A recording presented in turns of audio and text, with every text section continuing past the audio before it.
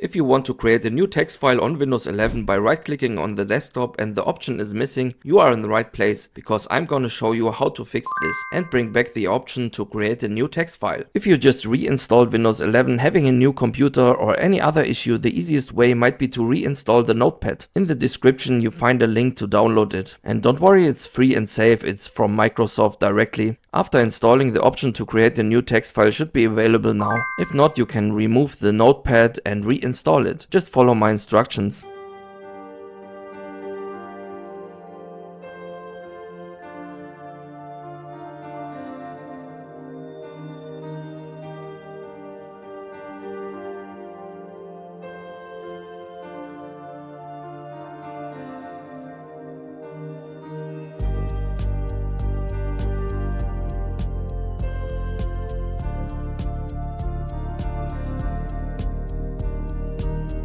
If your problem is not fixed now, you can write in the comment and maybe we can find a solution together. Thank you for watching and see you next time.